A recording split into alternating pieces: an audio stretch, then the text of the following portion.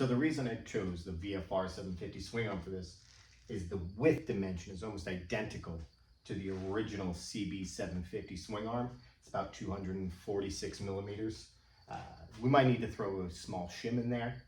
The big difference though is the through bolt or the pivot bolt for the VFR is considerably larger than the original 750. The original 750 using a 16 millimeter through bolt, with the new VFR swing arm using a 20 mil through bolt for the pivot pin. So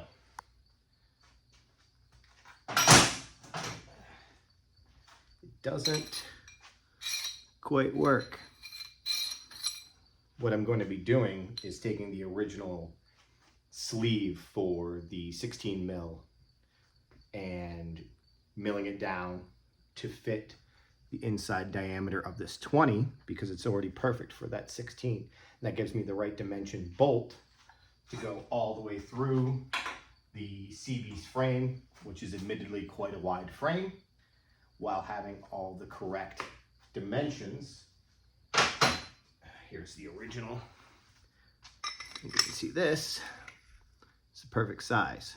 So I'm going to take this bolt, or this sleeve, and mill it down to fit the inside diameter of this, allowing this to go through the new VFR swing arm.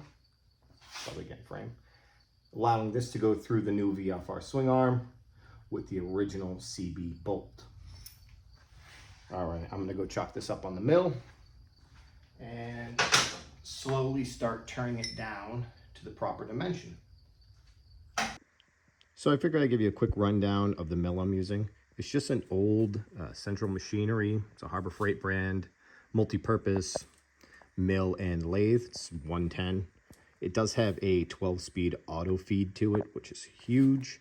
Tailstock holder came in very handy here to keep everything all concentric and uniform. For tooling, I actually went with these Amazon brand. I got them off Amazon. They'll be linked down below for the tooling and the bits, and honestly, pretty impressed with them. They came with 10 different bits, and if I had used them better, I think I've only would have gone through 1 or 2 during this whole process. They're not super high quality, but they're like $40-something, and they definitely get the job done. I'm just milling mild steel, nothing too crazy here, but really impressed with them.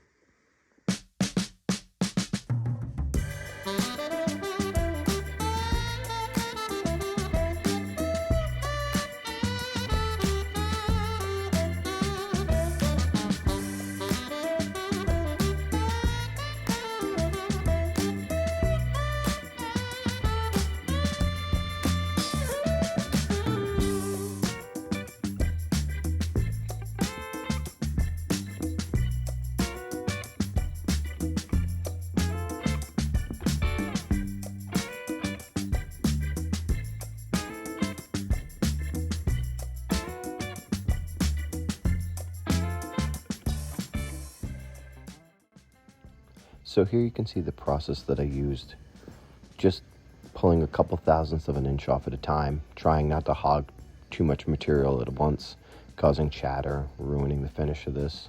I do need it to be a precise fit, so it was worth my while to go slow.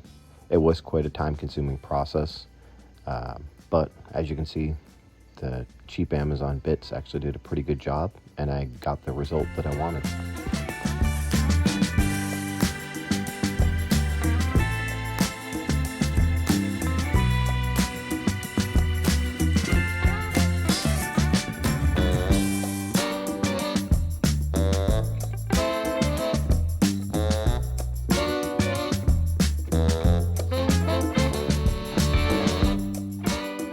Well, that was a process. Definitely need to hone my machining skills. However, this is our original, put things down here.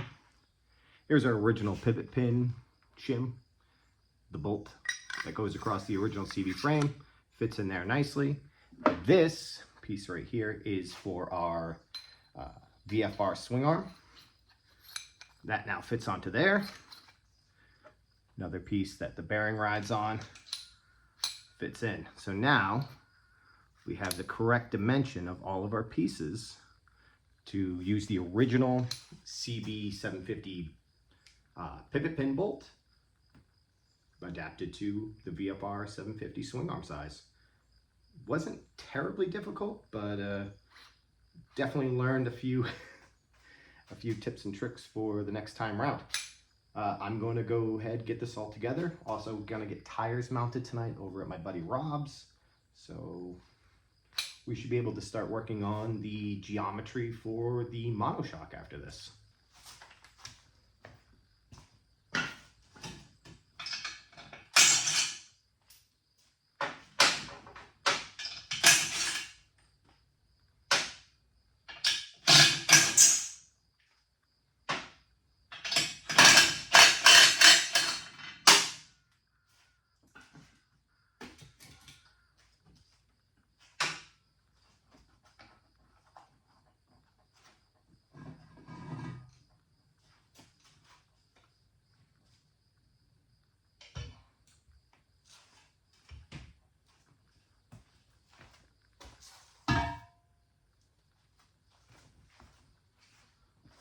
One downfall I will say is this VFR swing arm is considerably heavier than the original CB swing arm. However, the benefits that it gets me, I believe, outweigh the weight gain. Now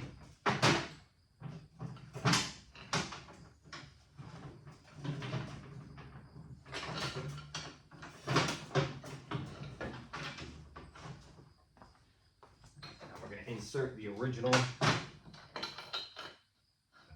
swing arm pivot shoe, the bearing race, which is always a pain in the butt.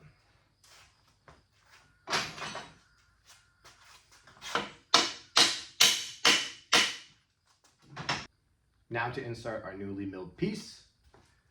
That is right in here.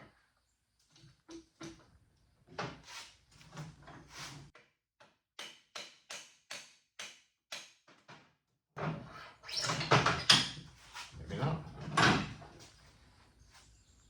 Let's try very nice on this.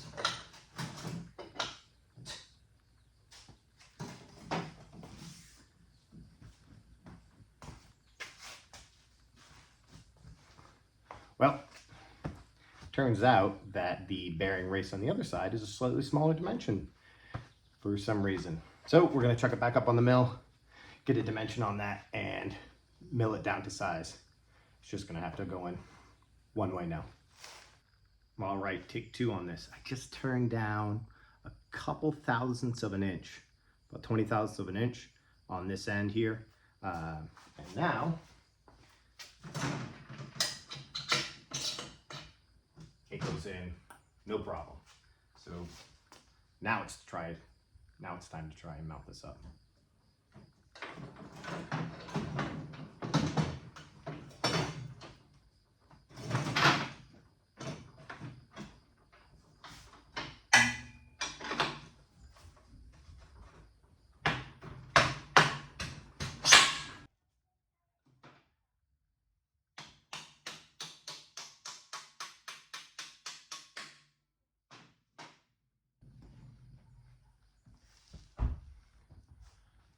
All right, that wasn't too bad actually. Take you over here real quick. Now we have a functioning swing arm with honestly really little play in it.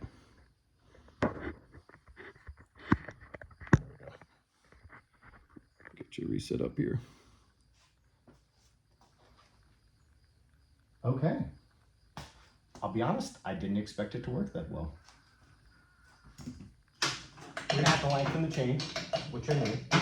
The original CB chain was short, but full movement, no rubbing, no issues. Really, no play. Oh, zero play forward and back. Very, very little bit side to side that I can feel, but honestly, nothing that I'm concerned about, and nothing that a small 1 millimeter shim will take care of. That is a huge success on my first machine project. All right, well, let's go get those tires mounted and then put the rear on the bike and start getting the suspension figured out.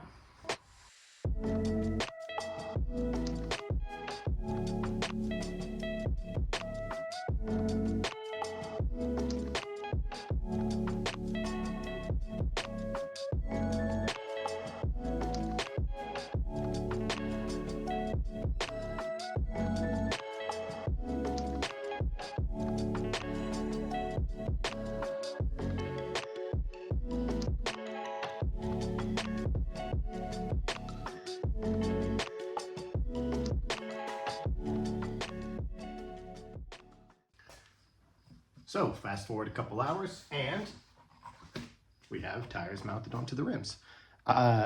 These are actually takeoffs.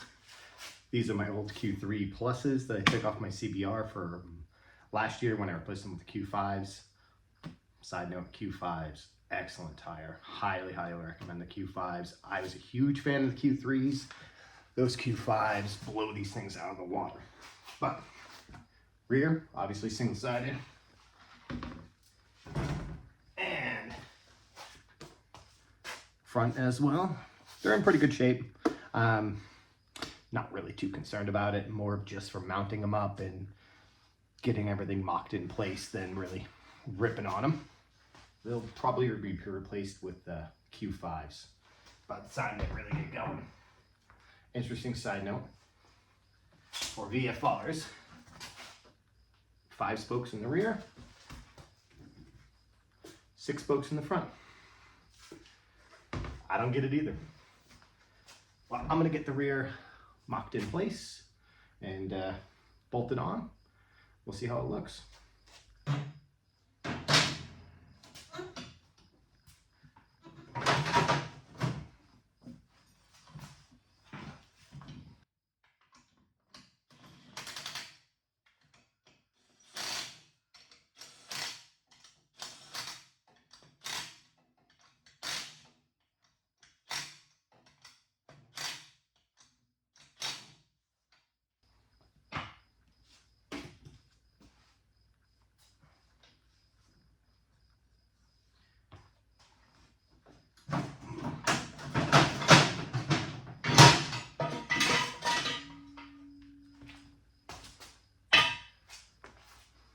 Not bad, that looks pretty good.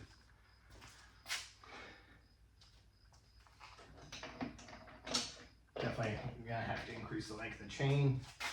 Chalk that up on the to-do list, figure out that chain length. Looks like the rear is gonna have to come up just a bit. Just gonna leave me a really flat seat, which I'm fine with. It'll give a good cafe racer kind of vibe to it. Let's see how a tank looks on here.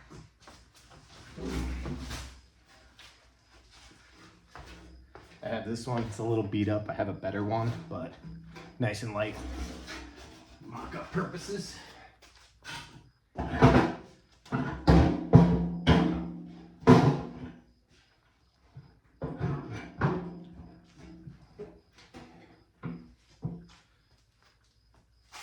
Wow, that is something. That's really not that bad. Let's see here. Just that's all right. That's about where I want it to be. Almost level across the spine of the frame. There's gonna be plenty of room in here for my monoshock. Good lines on the tank. I'll have to go get my seat pan that I've started to make out of fiberglass. This tank needs to come forward just a little bit.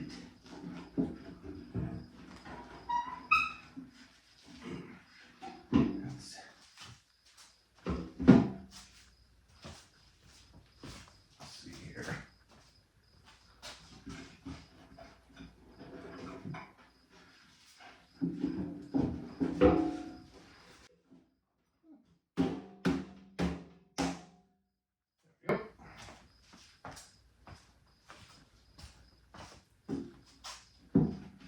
that's about right. That looks pretty good. The lines look nice. Everything looks right. Now,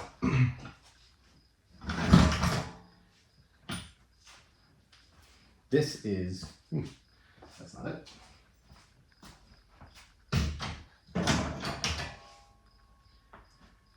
This is the shock I'm going to attempt to graft onto there. This is a takeoff off of my 2009 CBR. I replaced the stock shock with an Olin's, sprung for my weight. I'm a heavier guy, if you can't tell. This is going to have to work for now. It'll at least let me mock it up, get the correct dimensions in case I want to put a TTX underneath this too.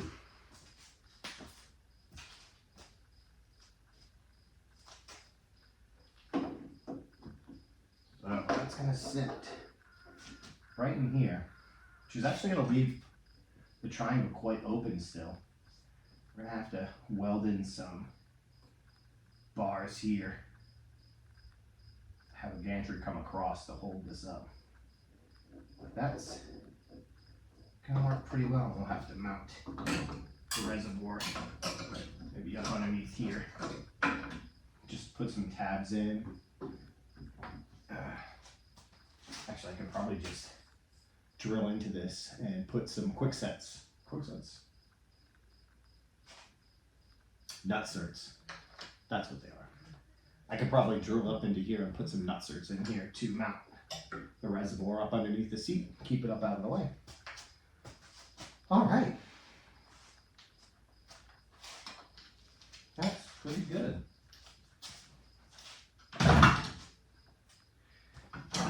Next thing to tackle, or at least another thing I need to tackle, these are the original